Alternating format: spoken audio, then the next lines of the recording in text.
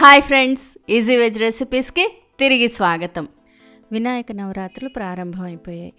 అంటే పండాల్స్లో వినాయకుళ్ళని పెడతారు. ఆ బొజ్జ గణపయ్యలకి నైవేద్యాలు ఇవ్వడానికి మనకి రకరకాల రెసిపీస్ కావాలి. అందులో సుండలు ఒక రకం. మూంగ్ దాల్ సుండలు ఇవాళ నేను చూపించబోయే రెసిపీ అండి. మూంగ్ దాల్ అంటే ఏం లేదు, పెసరపప్పుతోటి సుండలు తయారు చేసుకోవడం. దానికి మనం 1 కప్పు పెసరపప్పు ముందరగా నానబెట్టుకోవాలి. కొంచెం మెత్తబడేటట్టు 2-3 గంటల పాటు నానబెట్టుకుంటే సరిపోతుంది. ఇంకా మిగతా కావాల్సిన పదార్థాలు చూద్దాము. కొద్దిగా కరివేపాకు, ఒక 5-6 ఆకులు సన్నగా తుంచుకొని పెట్టుకోవాలి. అలాగే 1 లేదా 2 పచ్చిమిరపకాయలు, మనం తినతగ్గంత కారం తీసుకుంటే సరిపోతుంది. 2-3 ఇంచుల అల్లం కూడా సన్నగా ముక్కలు తరిగి పక్కన పెట్టుకోవాలి.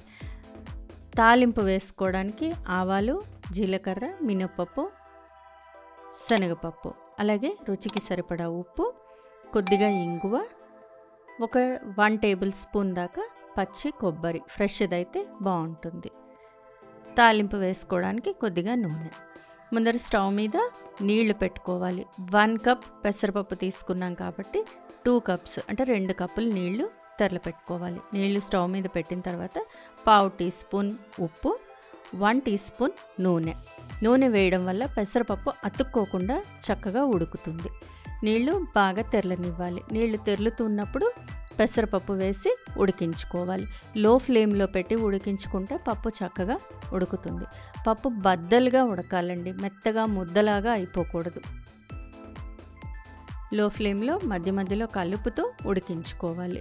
చూస్తూ ఉండాలి, మధ్యలో చూసుకుంటే మనకి పప్పు ఒకసారి పట్టుకొని చూస్తే తెలుస్తుంది. ఇప్పుడు చూడండి, ఇది ఇలా పట్టుకొని కొంచెం చేత్తో ఇలా నలిపితే పప్పు మెత్తగా అవ్వాలి.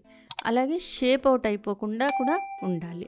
కానీ ఇది ఇంకా మెత్తగా అవ్వలేదు, పప్పు విరగడం లేదు. మెత్తగా అవ్వడం అంటే పప్పు విరగాలి, ఇది విరగడం లేదు. సో అందుకని ఇంకా కొంచెం సేపు ఉడికించాలి. ఇలా ఉడికించుకోవడానికి మనకి ఒక 1/2 గంట 20 నిమిషాలు టైం పడుతుందండి. ఇలా చక్కగా ఉడికిపోయేదాకా ఉడికించుకోవాలి. ఇది చూడండి, బాగా చక్కగా ఉడికింది, షేప్ అవుట్ అయిపోవట్లేదు, అలాగే పప్పు విరుగుతోంది కూడా. ఇలా ఉడికిపోయిన పప్పుని వడకట్టి పక్కన ఉంచుకోవాలి. ఫ్రూట్ జ్యూసులు స్ట్రెయిన్ చేసుకునే స్ట్రెయినర్లో కానీ లేదా జాలి గిన్నెలో కానీ వేసి వడకట్టి పక్కన ఉంచుకోవాలి. ఇప్పుడు స్టవ్ మీద బాణలి పెట్టి దానిలో నూనె వేసి తాలింపు గింజలు వేసుకోవాలి. తాలింపు గింజలు బాగా వేగాలి.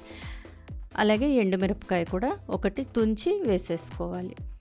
తాలింపు గింజలు కొంచెం పప్పులు ఎర్రగా అయ్యేదాకా, అలాగే ఆవాలు, జీలకర్ర చిటపట్లాడేదాకా వేయించుకున్న తర్వాత పచ్చిమిరపకాయలు, అల్లం ముక్కలు ఇవి కూడా వేసి వేయించుకోవాలి. కరివేపాకు కూడా వేసేసి ఒకసారి బాగా వేయించుకోవాలి. తర్వాత ఇంగువ వేస్తే మంచి ఫ్లేవర్ వస్తుంది, అలాగే టేస్ట్ కూడా బాగుంటుందండి.